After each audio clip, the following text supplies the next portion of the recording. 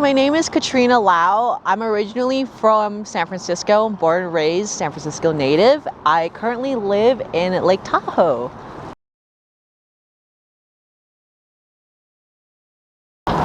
Snowboarding is really important to me because it helps me bring out my creativity, and the most important thing is that it also helps overcome fear. I feel like I'm always a very scared, very shy person, and being able to do anything snowboarding wise, I've never been able to, I guess I never thought I'd be able to do any of these things, never even do any action sports. I've never been a sporty person. So being able to see myself be able to do tricks, go down a mountain, even, I don't know, go off a cliff, land it, or even don't land it, just the fact that I'm able to do it and try to do something that really scares me and overcome that fear is super, super cool, and that means a lot to me, and that's why snowboarding is really important to me.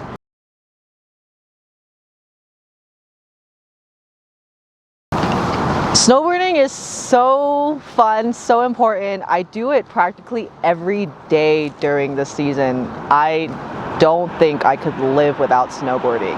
You could maybe put me on a skateboard, but there's no bindings, and I don't know, there's something scarier about being on cement and the snow and just being out in the nature and being able to do that sport every single day. It makes me really happy. I mean, I do it after I work, before I work, during my lunch breaks. So no, I don't think I could live without it.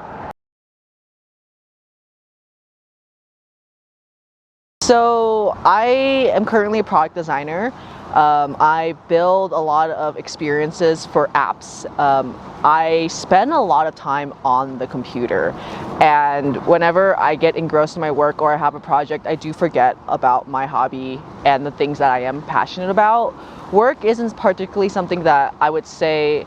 I love design and it is one of my passions, but when it gets really busy, it can get really stressful, and I do spend a lot of time, a lot of hours just sitting on the couch, on the table, like at my office working, and then I forget about snowboarding, or there are days where I do have to sacrifice less snowboarding time so that I can work more. And it not necessarily because I have to work more, I feel like the need to be productive to work.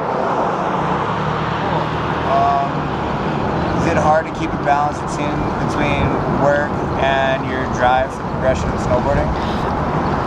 I think so. Between work and having fun and snowboarding, it's really, really difficult to have that balance. I struggle with ADHD, so I do bounce around a lot.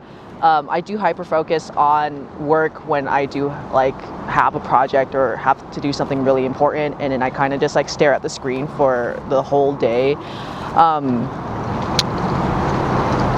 What was the question again? So I do struggle with ADHD, and I do think that balancing between my work and my passion for snowboarding is extremely difficult. Aside from work, I carry so many hobbies. I have probably 20 hobbies right now. If you told me there was a rock right now, I'd probably be like, oh my god, let's go look at the rock. So it's really hard to balance. I mean, aside from working, I know that I did say that I sometimes spend a lot of time, and that's because I do get hyper focused on the one thing, and when I do hyper focus, it's something that I'm really stressed about, and I want to get that thing done. So I do struggle with that, not just trying to figure out that balance, but really trying to find that happy medium so that I'm happy and I'm trying to be less stressed. But it's also trying to handle having ADHD and trying to understand it and how I can tackle it. If there are things that I can do to help alleviate that, or there are solutions that can help with that.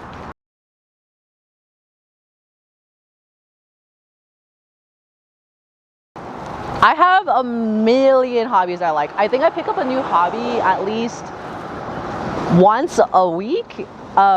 I am an artist. I've always loved to paint, and through that, it's like filtered through so many other things because art, like painting, is related to so many other arts and crafts. So through painting, I draw, I do digital art, and then I vend and I create stickers. And aside from just art, I like collect rocks. I love crystals, and I also tattoo.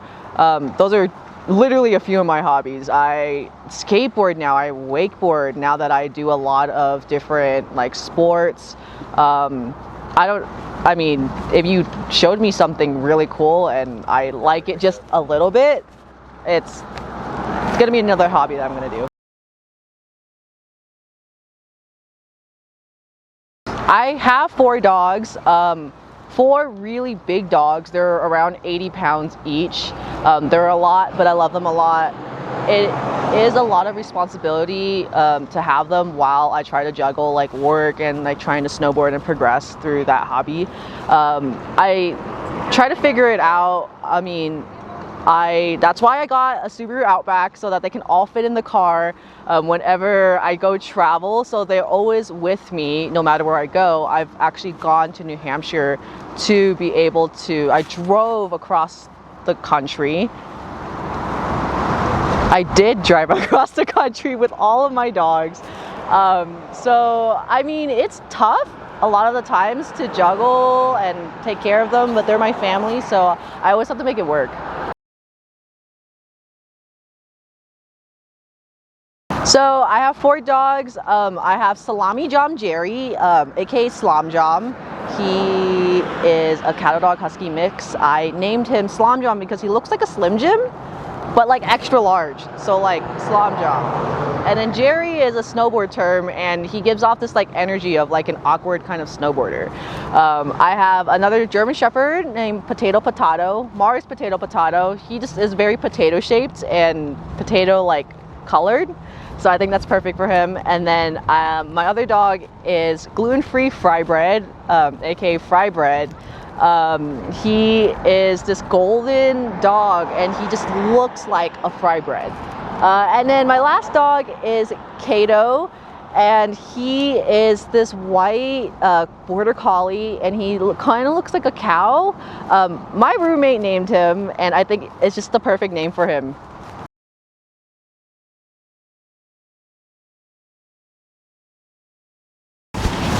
So my goal for my career and work is I want to be able to continue to do product design and be able to be creative through that outlet as like within that career, while being able to make enough money to sustain my hobby as a snowboarder.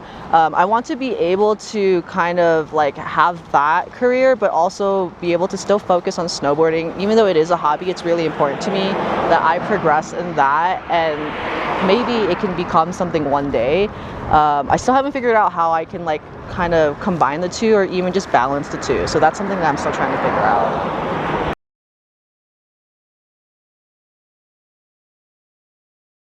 My goal in snowboarding is to be the best snowboarder that I can possibly be.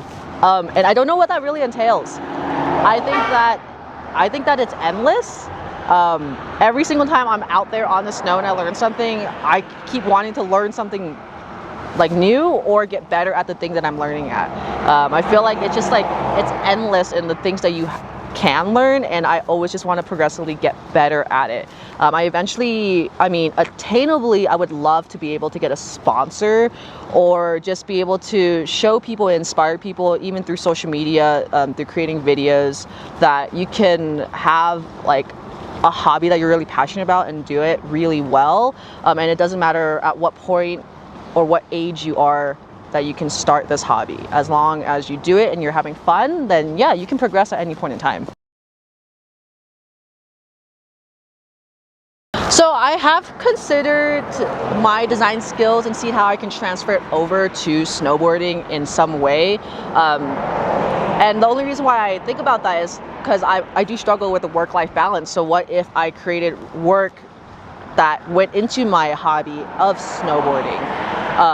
And I do think that if I was able to sustain myself financially through my design work and incorporating that with snowboarding, I can definitely kind of sway away from product design and really just focus on designing within snowboarding. And I don't really know what that entails. That could be maybe even designing snowboards, creating social media content for companies.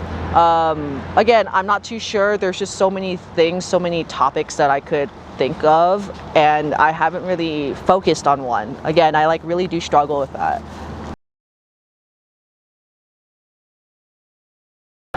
So growing up, I have always been into fashion, and I do think that's a part of my creativity and one of my hobbies growing up. I've always been into streetwear. I'm not sure if folks are familiar with like being a hype beast. Embarrassingly enough, I was one in high school. I really loved streetwear brands like Supreme and Palace, and I loved wearing it because of like just the way it looked, and it evolved into something more, into creating my own style, and I'm able to apply that not even through just snowboarding. So within snowboarding, I'm able to apply that and have really cool outfits every single day that I snowboard that make me feel really good so I can progress within the hobby. But I also wear something really cool whenever I have to work, even though, so I do work remotely as a product designer. And whenever I do put on a really nice outfit, even during my Zoom meetings and my work calls, it makes me feel good as a designer, and to know that I have my own sense of style and that's me as a person. So it really reflects and shows my personality. So in 10 years, I don't even know where I see myself. I always say that I want to be retired. I would love to be retired on the mountains with 10 dogs, a little farm so I can wake up gently in the morning, pick some berries, have a little salad, and then go snowboarding and maybe be creative and do some art. I don't really know where that goes with my work-life balance. I haven't figured that out yet. Again, maybe I won't be working because I will be retired.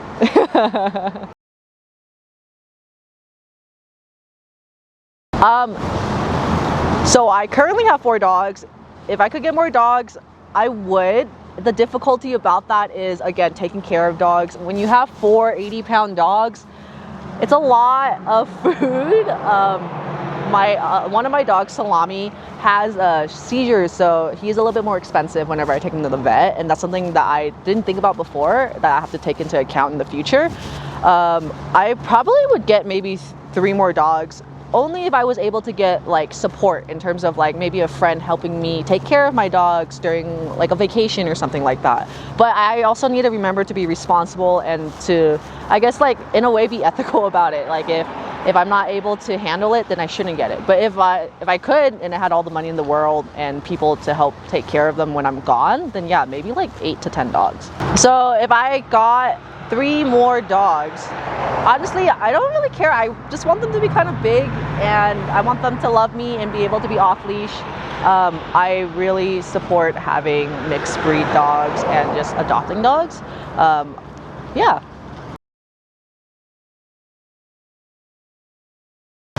So I have a social media, and I did this for myself where I show the progression of my snowboarding. And the series is basically day blank, so like day 1 of snowboarding until I become a pro.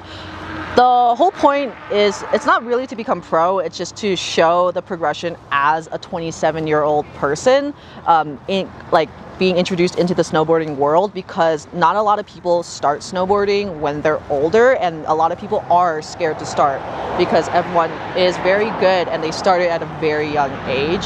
I do think that it can inspire people to even just start a new hobby in general, because it doesn't, like, I want to show people that it really doesn't matter at what point or what age you are. You can do literally anything you want.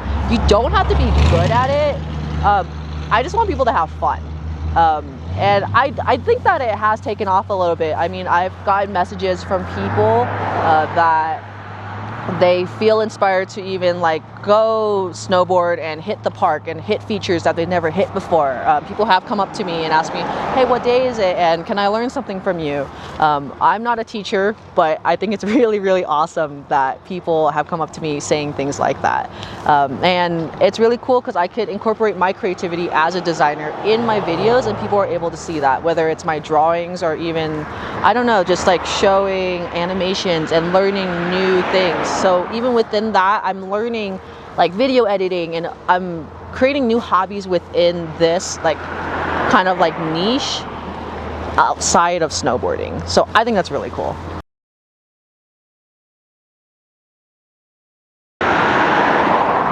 I don't see myself going pro actually. I would love to go pro. I envision myself going pro, but deep down I actually don't see it because I've never been a sporty person. I actually never even thought I'd be able to do a sport like this in my life. I've never imagined myself snowboarding, ever, up until the point I started snowboarding. But even when I did start snowboarding, I've realized how difficult it is. It is a goal that I would love to be able to reach, but there are so many smaller goals that I want to attain. And the big picture is not to go pro, but to be able to reach these small goals of like maybe like learning a trick, and eventually when I start learning that trick and doing something more complicated, then maybe eventually that will lead to me going pro. But I don't want to expect myself to go pro because that's gonna put so much pressure on myself. So my suggestion for anyone that wants to start any sport, especially like snowboarding, because it's an action sport, it's not very accessible. It's really expensive and it's really, really hard. When I first started, I kind of wanted to quit because it was hard to even do the basics like S-turns. I couldn't even connect that. But I think that if you truly have that feeling that you know that you will enjoy it, even if you don't enjoy it, I would suggest just try it even for not just one day, but you have to try it at least for maybe even a week. Go up to someone that you think like looks cool, or like, I don't know, anyone on the mountain that's good, and even ask them for advice. Like, don't be scared to ask questions. People are nicer than they seem in general. If you're too scared to ask someone in person, then go on YouTube and look at some tutorials. And even if you find other beginners on the mountain, maybe you can make friends with other beginners on the mountain and learn together. I just didn't give up. I kept falling, and I knew that this is part of the process. You have to suck at something to get good at something. No one's good unless you're just born with this innate talent, and not everyone is, and that's literally okay. You have to be shameless. That's basically it.